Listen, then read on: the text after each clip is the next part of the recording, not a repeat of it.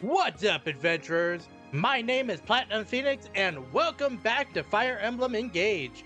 Last time, we fought against Camilla in the Underground Passage, and this time, we are taking on our final Divine Paralogue. It seems like we have been doing a lot of these lately, but before we actually get to the Divine Paralogue, we have our Somnio trip to do today. And it's actually, if we just go over here, we have a pedestal. What we actually have is the Amiibo Gazebo, which if we examine it, you can scan amiibos to earn items and rewards. You will receive special rewards when you scan a Fire Emblem amiibo. So, first thing I need to do is switch controllers because the Pro controller I'm using for this is not compatible with amiibos.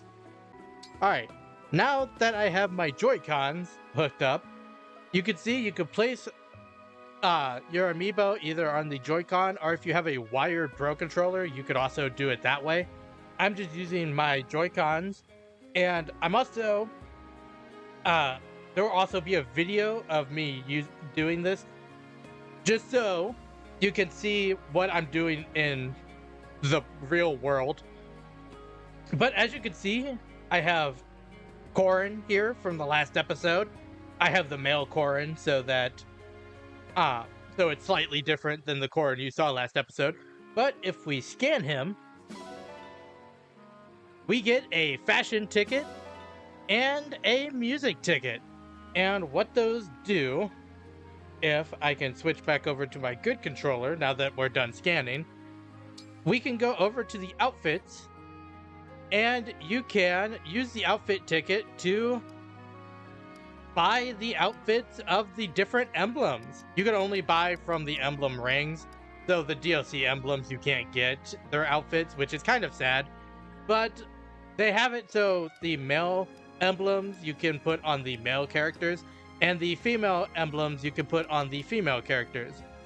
And all of them actually look pretty good.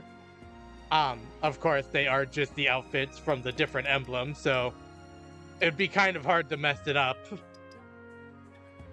But yeah, it's a pretty cool inclusion, and as you can see that there's 4 that we don't have yet, so there are 4 more outfits that you can buy. But I will eventually want to buy all of these because I want to have the whole collection. But it will take me a while because I only have the 1 amiibo and I can only scan Corrin once a day. And similarly, if we go to songs, you have your music ticket, and you can buy music from the original games that the emblems were from. I believe it's 1 per each emblem, so we have 4 that are still locked. But I just think it's pretty cool that you could buy extra music, and this music can be used at the jukebox in the terrace. But I think that is all we have to go over for the Amiibo Gazebo. Actually, if I check it one more time, you can see above my head that you can scan up to 5 amiibos a day, and every roughly 23 to 24 hours, you can rescan the same amiibos. So it doesn't lock you out if you only have, say, 3 amiibos. But now I believe that's all I have to say about the Amiibo Gazebo, and the last thing we need to go over are the support and bond conversations. So the first one we're going to do is Clan and Fram. So let's see what they have to say. Okay, Clan. Spill it. What are you sulking about? Isn't it obvious? The pamphlets. I can't believe I was too chicken to hand them out. I don't deserve to call myself a fan. Clan, does every fiber of your being course with passion for the Divine One? I mean, yeah. You know that. So, there you have it. You're a fan. Plain and simple. But... Being a fan isn't about what you do. It's about what you feel. If you've got that sweet, dragony passion in your heart, you're a Divine Dragon fan. Huh. Yeah. You're right. You're right! And you know what? I'm gonna try again. I will pass out those pamphlets. That's the spirit.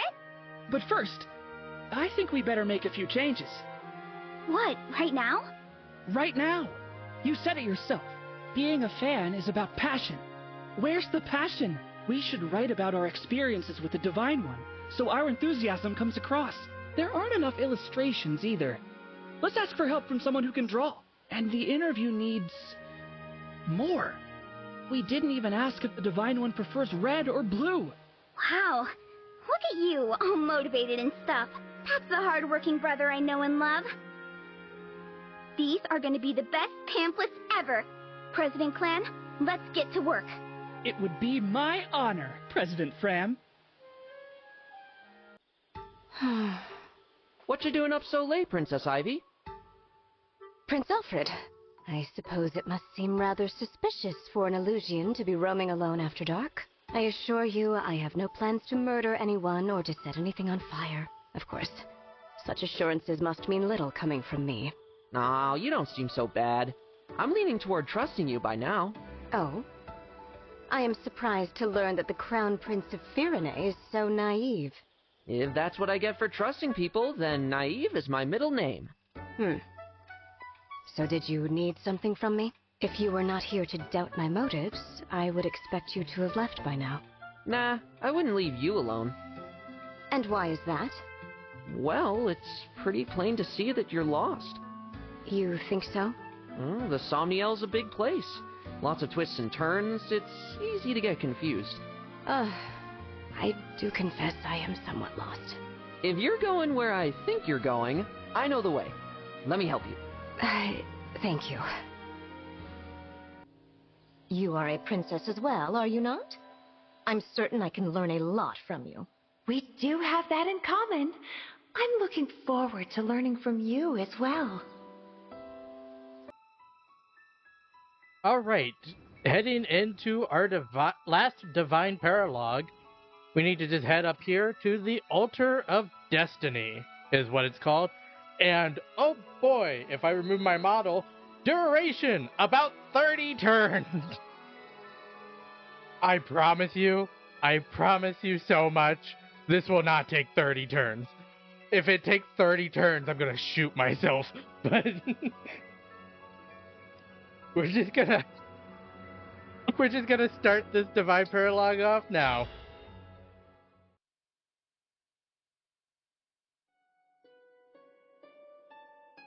This temple seems promising.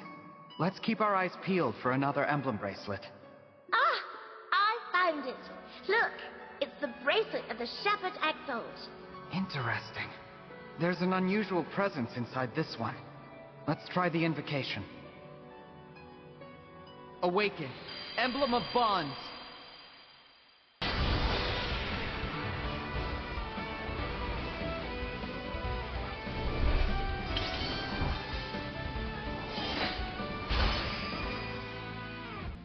Awake at last. I feel like I slept for quite a while. Guess I can't tease you for those long naps of yours anymore. Hello? Ah, sorry. We're just getting our bearings. Nice to meet you. I'm Crom. He's the leader of the Shepherds. I'm Robin, his tactician. If you're the one who awakened us, then you have my thanks. Yes. I'm the Divine Dragon. So, you're two emblems in the same bracelet? Right, but it's not that surprising. Robin and I are bound by ties stronger than fate. What do you mean? I swore an oath to Crom when we lost his older sister, the Exalt Emerin. Neither of us was half the person she was, but together we became something more. From then on, we supported each other through thick and thin, no matter the danger. My sister fought for a peaceful world. Together, Robin and I made that a reality. That's a wonderful story. We're also fighting to make our world a peaceful one. Would the two of you be willing to put your efforts toward another happy ending? Of course, we'd be honored. Honored? But I haven't even told you what's happening. I knew I could trust you the moment I looked into your eyes. Crom follows his instincts. He trusted me right away too, even though I'd lost my memory. Well, I appreciate the confidence. Before we join you, though, I think we'll have to see for ourselves what you're made of. Agreed. It takes strength and fortitude to win a fight. We should make sure you have both. Don't worry, it's not a formal test. Just show us what you've got and trust it'll be enough. I understand. Let's get started. Alright, getting into this fight, I want to make sure my units selected are correct. All of these look fine. I just want fast units because we are not able to cheese this one as easily. But I do want to point out that I put Emblem Camilla onto Ivy just to give her a little bit more movement, even though she's a flying unit and has a lot of movement already. Because I like to use her to teleport Alcrest forward so he can get in line to admittedly shoot the enemies from half a mile away, I'm just going to put Camilla on her for the time being. But I also want to swap around spots because if I look around, there are bow units over here and they're only over there. So I want to make sure that Ivy is nowhere near them. Put you there, put Alcrest over there. And then I think I'm going to switch you two around and put you here, actually. And I think I'll actually switch these two, and I think that should be good. And let's go ahead and get this fight started. No need to hesitate. Come at us with everything you've got. Let's see how you handle our strategy. That barrier is in our way. We'll have to figure out how to break through it.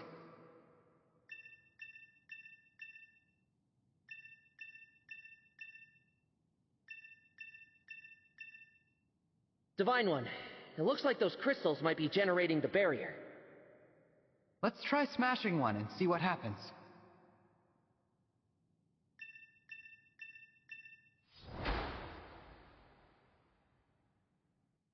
Alright, we have to actually defeat both Crom and Robin in order to defeat this Divine Paralogue, and it's the first time we actually have to defeat two enemies to finish a chapter.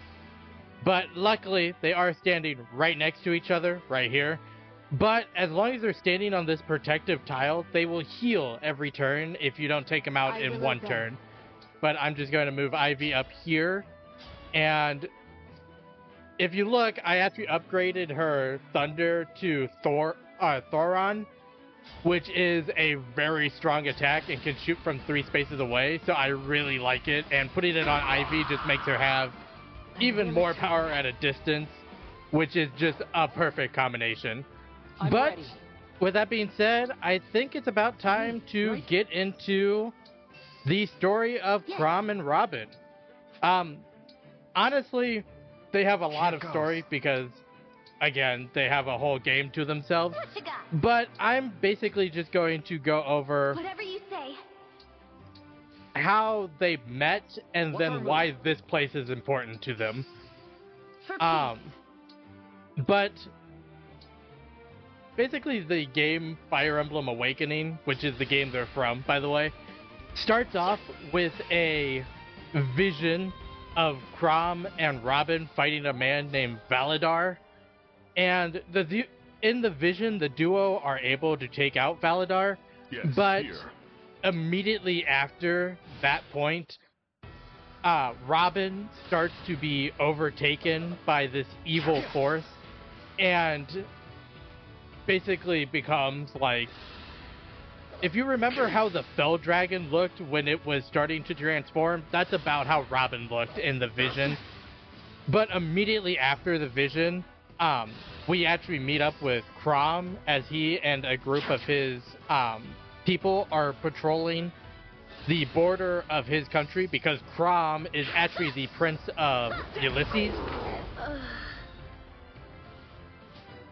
And while they're patrolling, they actually find an unconscious Robin on the ground. And then Crom, being Crom, helps Robin up, and even though it's their first time meeting, Robin calls Crom by his name and thanks him for helping him in getting up and trying to help him after being unconscious. And almost immediately after meeting Robin, they are attacked by a bunch of bandits. So Robin and Crom, as well as the rest of their party, I believe they're going to talk here actually. Disrupted. Is it time, Robin? Definitely. Let's move on to the next phase of the plan. The area is flooded. Is their plan to block our progress?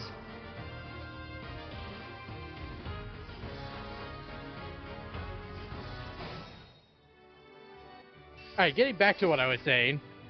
Crom and Robin were forced to fight against the bandits that basically came after them and attacked them.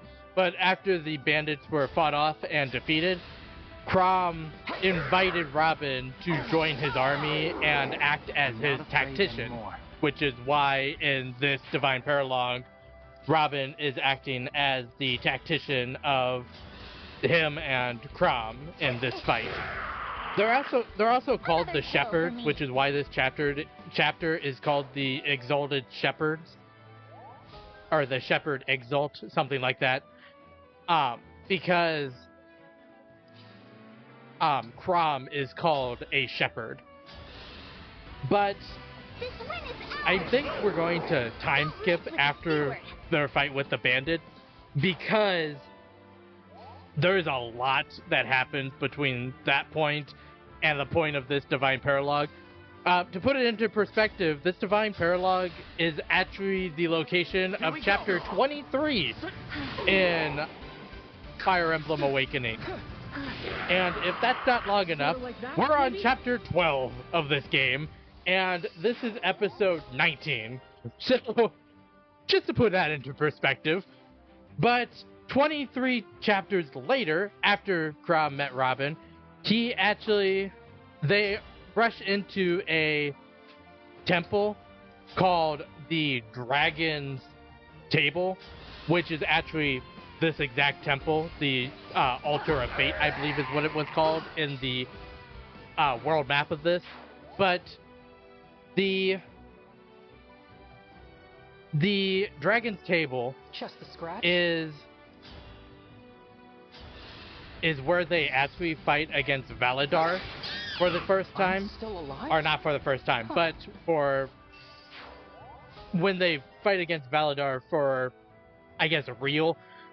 But once they get into the Dragon's Table, they actually chase after Validar without much hesitation at all. And Validar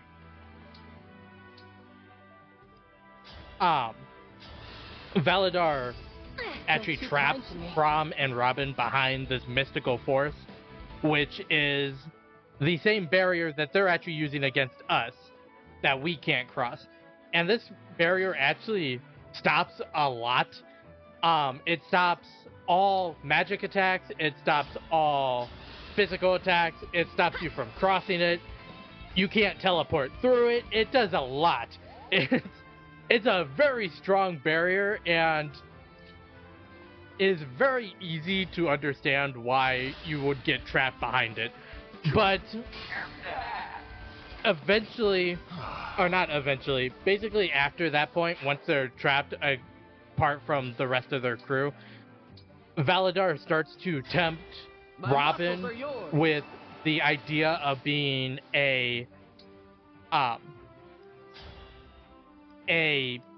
basically a unit for the Fell Dragon, which is also what the big bad of that game is called.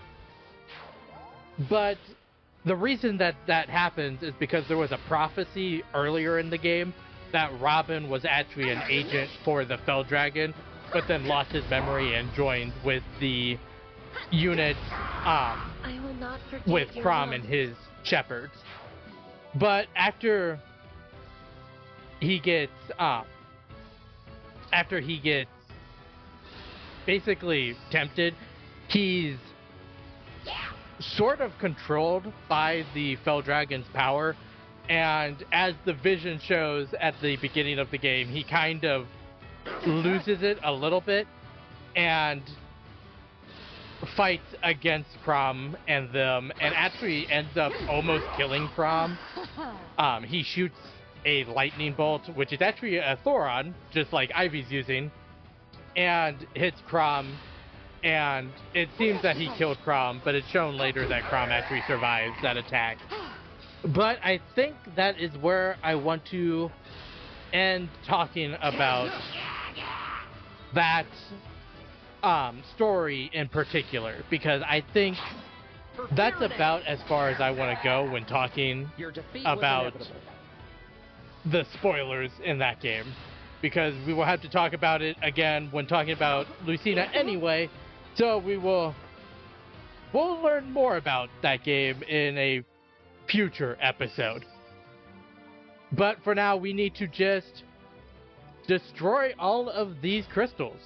We have people positioned at all three. We should be able to destroy all of them.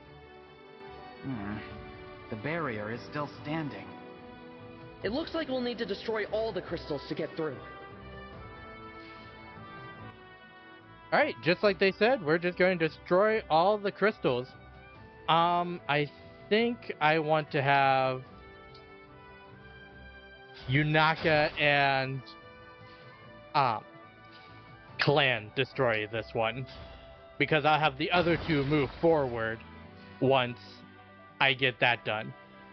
And we will have you go over here, and you can actually destroy it from pretty far away because of Thoron. And with all three broken... Excellent. We destroyed all the crystals.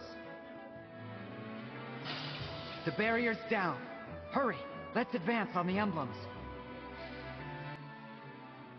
The barrier is destroyed, so we can finally make our way towards the emblems. And I'm just going to take out this flying unit because it's more likely to head upwards than the other one. And John's actually doing something this chapter, which is pretty funny, because I haven't used him in a while, but being able to just stand farther away and use Sight to heal up Alcrest in this very specific moment is very nice. And we are just going to move you all the way up here and use Rescue to pull forward the Divine Dragon. And then we will put the Divine Dragon right here to be ready to attack next turn. Or maybe the turn after. I haven't fully decided yet. And you will take out this last unit here. Your defeat was inevitable. And we will see what the enemy will do now that the shield is broken down.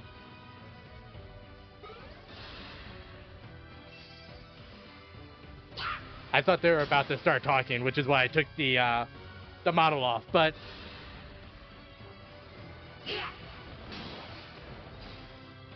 Also, it's very nice that I put the two people with the highest resistance on the two sides where the mages that can just shoot fireballs from like a mile away are, so I don't have to worry about them.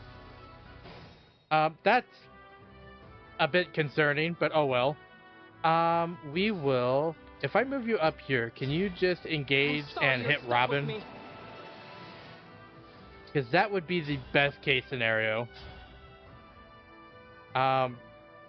You can. Now, the question is, before I actually do that, I want to see if Thaleen can also hit Robin. Because I don't know if she can. Please grant me your strength. Can you also hit Robin? You can. Okay, that's perfect. Because if you didn't see, Alcrest can only actually bring Robin down to 2 health. So I wanted to make sure that I could completely take Robin out in 1 turn, so I didn't have to worry about him healing over time as well. But we're just going to take him out right here. Underestimated. And that takes out Robin. So all we have left is Crom. We've taken out the strategist. And do 2 more spaces actually get me anywhere? Engage. This is like the best use scenario for Camilla, by the way, is just to get the 2 extra spaces. But we are just going to... I just hit a 46% chance. I just realized that... That's interesting. But we're just going to engage and end this chapter right here. The reason I'm engaging is because Lucina is Crom's daughter, and they have a special dialogue, and I want to hear it. Let me make sure I actually hit them. 99% chance. I'm going to take those odds. I can tell by your form that you're no stranger to battle. You know what you're doing. I've learned a lot along the way, but I still have a goal to achieve.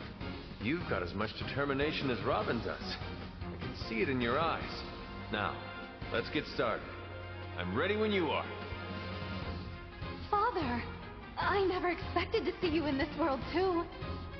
Lucina, I wasn't expecting to see you either.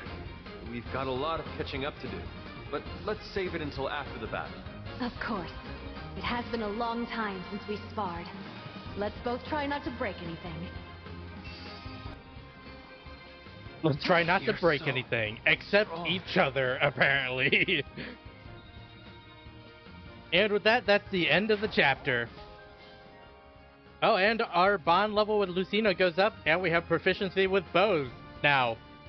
That will probably never come into effect. But Ivy and Camilla are obviously the MVPs on this one, being able to deal most of the damage to Crom, and single-handedly taking out, like, the entire right side. Well, I think that settles it. I've got my answer. How about you, Crom? Yes, indeed. We saw a tremendous display of strength and resolve. You are both bold in your actions and sincere in your beliefs. I'm impressed. So you'll join us? Sorry for the trouble, but I wanted to be sure. Yes, we'll help you. Let's join forces and usher this world toward an era of peace. Thank you, Emblem Crom. Emblem Robin. With you on our side, I've got more hope for our world than ever. Hope, yes. That's the key to your peaceful world right there. And it's up to us to spread that hope, so the world doesn't fall to despair. I think it's very important to breathe life into that goal by speaking it aloud. Well said. If our goal is to bring hope to the world, we can't be half-hearted about it. There have been times in my life when I've been close to despair. In those moments, it was only thanks to Robin and our friends that I didn't give up. Even when I was destined to die, we conquered fate by trusting and inspiring each other. That's right. And so long as you hold on to hope, you'll be capable of the same. I understand. I'll take those words to heart. That's the spirit. We look forward to joining you in the battles to come. Father! Robin! It's been too long. Lucina, I'm so happy to see you again. You look well. And you've become an emblem just like us. Incredible. Crom does almost nothing but worry about you. It's a little tiresome, if I'm honest. We weren't going to discuss that in front of her. You really worry that much? Of course I do. I'm your father. But now that we're together again, I can finally rest easy. It does feel as if a huge weight has been lifted off my shoulders. Now we can fight side by side again, like we did in Elise. Nothing would make me happier. Together, we'll make this world a better place. Together. Alright, and that is the chapter. But we did just get another emblem and our final DLC emblem, so we should go over them. So, Emblem, Crom, and Robin are amazing emblems, if I'm being perfectly honest. They work almost on any unit that you want them on because they increase both dexterity and speed, making them just an overall good emblem. The other thing is you will always get a follow-up attack because Robin always acts as a second character, basically. So whenever you attack, you will always get a chain attack, so to say, because Robin will always be right there to fight alongside you. kind of like he does with Chrom. But the other reason that it's so good is because of the fact that since Chrom is mainly a melee fighter or a physical fighter, focusing on strength, and Robin is mainly a magical fighter focusing on magic, they balance out to work on almost anyone because they effectively raise both type of attacking stats.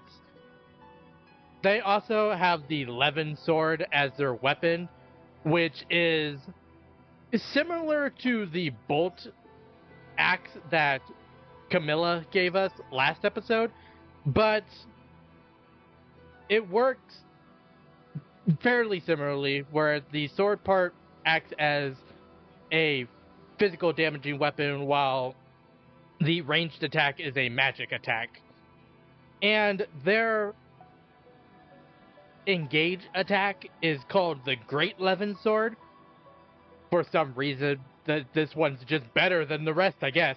But it deals a magical attack that actually is affected by the unit's physical damage. So it's a magical attack, so it's off of the opponent's resistance, but it goes off of the unit's strength. So it's actually really good on physical attackers, or using my Pokemon terminology, I guess, on strength-based units. But I think that's all there is to go over for these two, so I think we're going to call this an episode. I hope that everyone enjoyed watching. If you did, make sure to like, comment, and subscribe to the channel. Next time, we actually continue the story after what feels like an eternity. But until then, happy adventuring.